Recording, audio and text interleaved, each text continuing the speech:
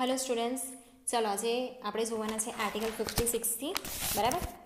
Last લેક્ચરની અંદર આપણે જોયું કે આર્ટિકલ 52થી 55 સુધી બરાબર છે. એમાં આપણે જોયું કે કયા કયા મેમ્બર્સ જે છે એ કેવી રીતે જે પ્રેસિડન્ટ છે બરાબર છે એનું સિલેક્શન કરે છે બરાબર, કે જે રાજ્યસભાના અને લોકસભાના જે મેમ્બર્સ છે એ લોકો પ્રેસિડન્ટને માની રાખે છે અને જે યુનિટરી જે યુનિયન ટેરેટરી છે બરાબર, એટલે જેટલું બી યુનિયન સ્ટેટ્સ છે એ બધાનો વ્યવહાર એ બધાનો હેન્ડલિંગ કોના હાથમાં છે? પ્રેસિડેન્ટના હાથમાં બરાબર છે. પછી જ્યાં સુધી પ્રેસિડેન્ટ સાઇન નહીં કરે ત્યાં સુધી કોઈ પણ અમેન્ડમેન્ટ છે કે કોઈ પણ લો છે એને આપણે બહાર પાડી શકીએ નહીં. તો એમના માટે એ બધી વસ્તુ માટે જે પ્રેસિડન્ટ છે બરાબર છે એ બહુ ઇમ્પોર્ટન્ટ હિસ્સો છે. એના પછી આજે આપણે જોવાના છે આર્ટિકલ 56ની અંદર terms of office of president. તો the president shall hold office for a term of 5 years from the date on which he enters upon his office. હવે જ્યારે પણ પ્રેસિડન્ટ જે છે એ પોતાની ઓફિસની અંદર ક્યારે જઈ શકે તો એ 5 વર્ષ સુધી એમની જે ઓફિસ છે એને સંભાળી શકે છે. એટલે કે જે કાર્ય વ્યવહાર છે ને, અહીંયા ઓફિસ એટલે કાર્ય વ્યવહાર બરાબર છે, એને એ સંભાળી શકે છે. એના પછી છે કે જ્યારે જે ડેટે એ એન્ટર થાય છે બરાબર છે, જે પણ પ્રેસિડન્ટ છે એ જે ડેટ પર એન્ટર થાય છે ઓફિસની અંદર ત્યાંથી લઈને કે 5 વર્ષ સુધી એ ઓફિસને હોલ્ડ કરી શકે છે, ઓફિસની અંદર રહી શકે છે બરાબર છે. હવે ત્યાં કેવી રીતે બધી વસ્તુ પ્રોવાઈડ થયેલી છે, તો provided that a president may by writing under his hand address to the vice president resign his office. હવે જ્યારે એને એનું જે કામ છે કે એની જે ઓફિસ છે ત્યાંથી રિઝાઇન કરવું હોય બરાબર છે, તો ત્યારે જે હેન્ડ રિટન ફોર્મની અંદર એમને રિઝાઇન લેટર લખીને કોને આપશે? વાઇસ પ્રેસિડન્ટને આપશે બરાબર છે. By writing under his hand addressed બરાબર છે, એટલે પોતાના હાથેથી લખીને એ રિઝાઇન આપી શકે છે. એના પછી છે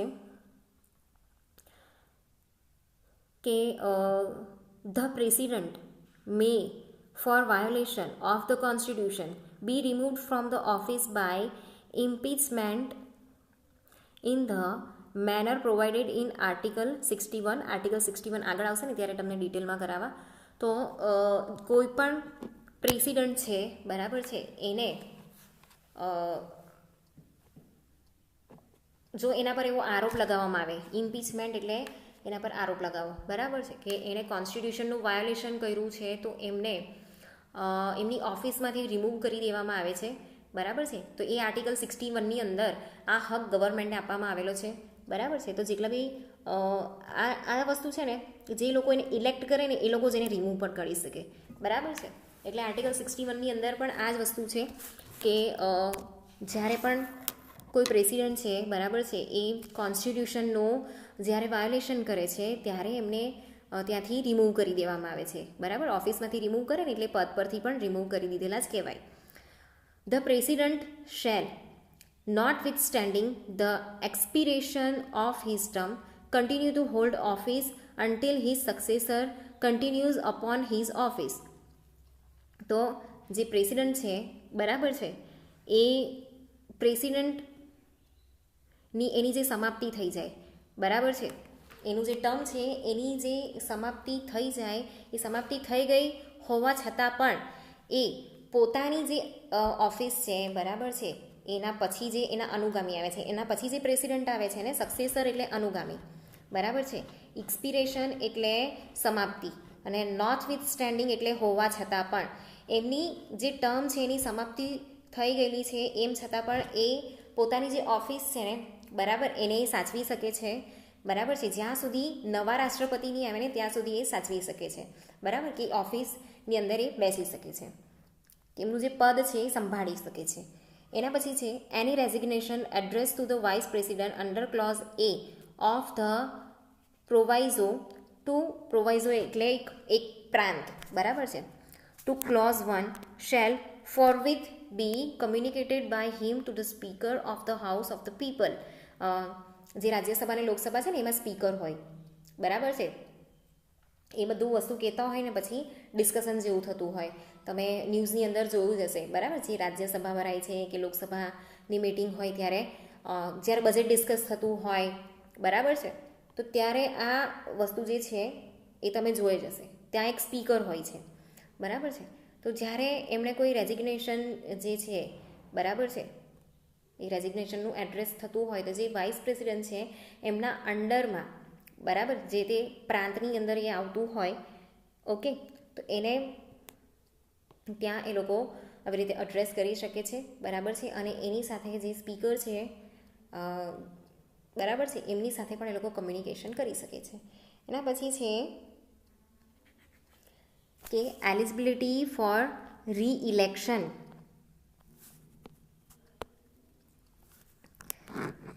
તો જે પ્રેસિડન્ટ છે, બરાબર છે, એમને અહીંયા રીઇલેક્શન માટેનો પણ હક આપવામાં આવ્યો છે.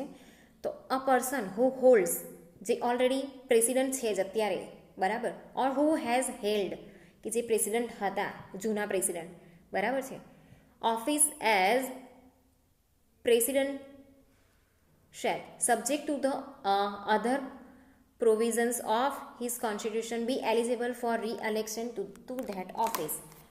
તો જે લોકો ઓલરેડી પ્રેસિડન્ટ રહી ચૂક્યા છે કે પ્રેસિડન્ટ છે, બરાબર છે, તો એ લોકો જે પ્રેસિડન્ટ છે, બરાબર છે, એનું ફરીથી રીઇલેક્શન એ લોકો કરી શકે છે, બરાબર છે. એના પછી છે qualification for election as president. તો એઝ અ પ્રેસિડન્ટ તમારામાં કેવા કેવા એલિજિબિલિટી હોવી જોઈએ, બરાબર છે. તો એમાં પહેલું છે કે એ ઇન્ડિયાના સિટીઝન હોવા જોઈએ, બરાબર છે.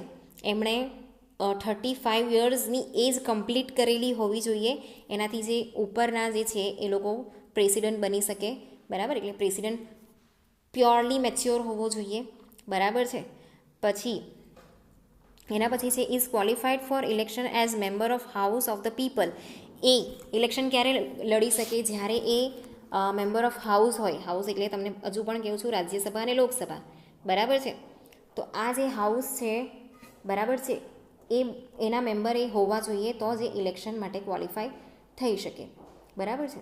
એના પછી સેકન્ડ પોઈન્ટ છે a person shall not be eligible for election as president if he holds any office of profit under the government of India or the government of any state or under any local or other authority subject to the control of any of the state government.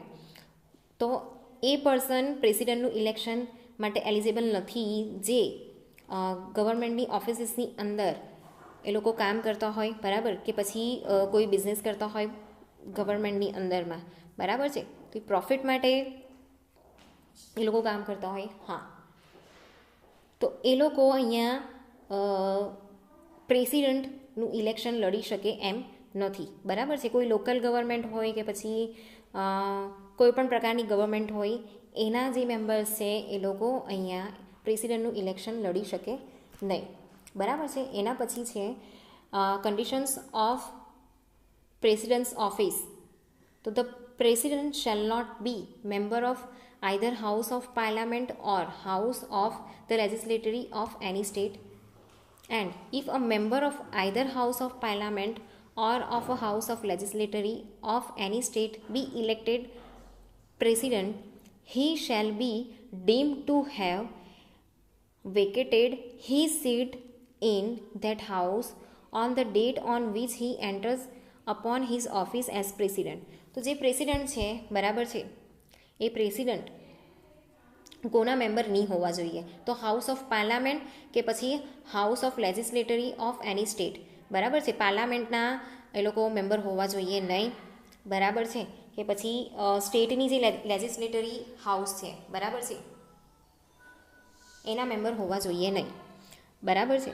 પછી આ જે member માની લો કે એ લોકો house of પાર્લામેન્ટના કે house of legislature of any state, બરાબર છે, એના મેમ્બર હોય અને એઝ અ પ્રેસિડન્ટ તરીકે એમનું સિલેક્શન થાય, બરાબર છે, તો એમણે પોતાની જે સીટ છે એ હાઉસની અંદર વેકન્ટ કરવી પડે જ્યારે એ પોતાની પ્રેસિડેન્ટની ઓફિસની અંદર એન્ટર થાય છે.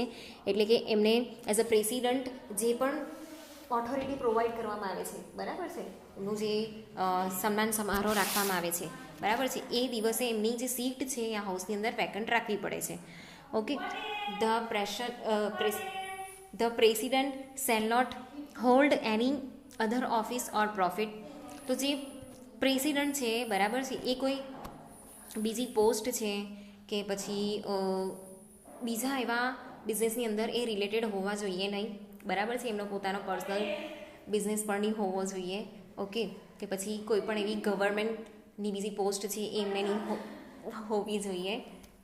The president shall be entitled without payment of rent to the house, rent to the use of his official residences, and shall be also entitled to such emolument, allowances and privileges as may be determined by parliament by law and until provision in that behalf is so made. તો જેટલા બી president છે, બરાબર છે, shall be entitled without payment of rent to the use of his official residency. એટલે એમને જે house આપવામાં આવેલું છે, રેસિડન્સીસ છે એમની, બરાબર, એમનો જો એ યુઝ કરે છે એઝ અ ઓફિશિયલ, બરાબર છે, એ પેમેન્ટ વગર નહીં કરી શકે. પછી એના પછી છે કે જે અલાઉન્સીસ એમને મળે છે, બરાબર છે, એ અલાઉન્સીસ જે છે એ એમને અહીંયા એ લોકો મેળવી શકે છે. તો as may be determined by parliament by law and until provision in that behalf is so made, such emolument, allowances and privileges as are specified in the second schedule. બરાબર છે. તો જે 2.5 વર્ષ થાય પછી જે સેકન્ડ શેડ્યુલ બને છે, બરાબર છે, એમાં એમને જે અલાઉન્સીસ છે કે પછી જે પણ વળતર છે, જે પ્રિવિલેજીસ છે, બરાબર છે, એમને એઝ પર લો ત્યાં પ્રોવાઈડ કરવામાં આવે છે. The emolument and allowances of the president shall not be diminished during his term of office. હવે એમને આજે અલાઉન્સીસ આપવામાં આવે છે, બરાબર છે, ઘર જે છે એ રેન્ટ પર આપવામાં આવે છે કે પછી જે અલાઉન્સીસ મળે છે, ઇમોલ્યુમેન્ટ મળે છે, કોઈ પણ પ્રકારનું જે વળતર છે એને આપણે ઇમોલ્યુમેન્ટ કહીશું, બરાબર છે. હવે અહીંયા ઇમોલ્યુમેન્ટમાં કઈ વસ્તુ ઇન્ક્લુડ થશે કે માની લો કે એ લોકો ત્યાંની જે આપણું જે વિધાનસભા છે ને ત્યાં કેન્ટીન છે, બરાબર છે, તો એ કેન્ટીનની અંદર બધી વસ્તુઓ બહુ સસ્તા ભાવે આપવામાં આવે છે, બરાબર છે, તો એ બધી વસ્તુ જે છે એ આ ઇમોલ્યુમેન્ટમાં આવશે, બરાબર છે, કે પછી એ લોકોને લાઇટ બિલની અંદર ઓછું આવે છે, બરાબર છે, બધી અલગ અલગ ફેસિલિટી અહીંયા પ્રોવાઈડ કરવામાં આવે છે, એ ઇમોલ્યુમેન્ટમાં આવશે, બરાબર છે. તો જ્યારે એ એઝ અ પ્રેસિડન્ટ હોય ત્યારે આપણે જે એમને હક મળે છે એને આપણે ડિમિનિઝ નહીં કરી શકીએ, એને આપણે રોકી નહીં શકીએ, બરાબર છે, કે તમને આ હક આપવામાં આવતો નથી.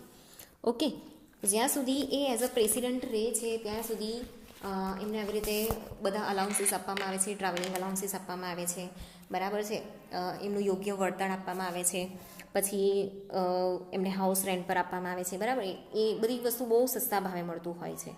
ઓકે, તો બહુ બધી આવી ફેસિલિટી અહીંયા પૂરી પાડવામાં આવે છે.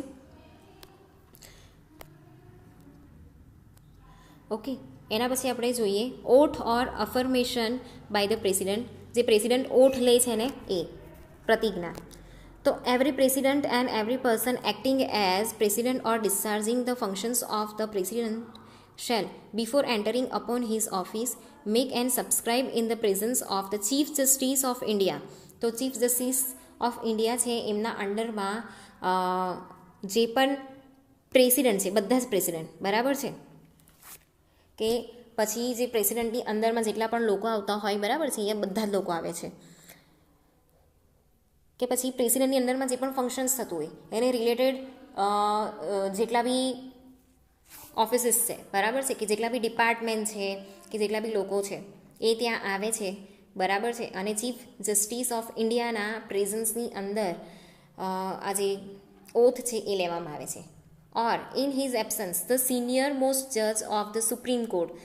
તો માની લો કે ચીફ જસ્ટિસ ઓફ ઇન્ડિયા નથી, બરાબર છે, એમની એબસન્સ છે, તો એમના એબ્સન્સમાં કોણ અહીંયા આવી શકે છે? તો સિનિયર મોસ્ટ જજ ઓફ ધ સુપ્રીમ કોર્ટના જે સિનિયર મોસ્ટ જજ હોય એમના અંડરમાં એ ઓથ લઈ શકે છે કે તો અફર્મેશન લઈ શકે છે. બરાબર છે. તો that is to say IAB એટલે કે અહીંયા નામ do square in the name of God solemnly affirm that I will faithfully execute the office of President of India and will to be the best of my ability preserve, protect and defend the constitution and the law, and that I will devote myself to the service of well-being of people of India. અહીંયા આ રીતની ઓઠ લેવામાં આવે છે જે અહીંયા આપી છે. બરાબર છે કે આઈ પછી નામ આવે. બરાબર. હું કસમ ખાઉં છું ભગવાનને સાક્ષી માનીને હું કસમ ખાઉં છું કે ભગવાનના કસમ ખાઈને કહું છું કે હું આ જે ઓફિસ ઓફ પ્રેસિડન્ટ જેની અંદર જે પ્રેસિડન્ટનું જે પણ ફંક્શન્સ આવતું હોય બરાબર છે એ ફેથફુલી એક્ઝિક્યુટ કરા. બરાબર છે. અને મારી પોતાની જે એબિલિટી છે દેશની સેવા કરવા માટે, દેશને પ્રોટેક્શન આપવા માટે, એને ડિફેન્ડ કરવા માટે, બરાબર, અને મારા જે કોન્સ્ટિટ્યુશન છે કે મારું જે લો છે એને પ્રોટેક્ટ કરવા માટે હું પૂરેપૂરું મારી બેસ્ટ એબિલિટી બતાવીશ. બરાબર છે. અને મારી જાતને હું દેશની સેવા માટે અને દેશના સારા ઘડતર માટે હું એને ડિવોટ કરું છું. બરાબર છે. આ ટાઈપની જે અફર્મેશન છે કે ઓથ છે એ અહીંયા લેવામાં આવે છે. એના પછી આપણે નેક્સ્ટ કરીશું આર્ટિકલ 61 થી.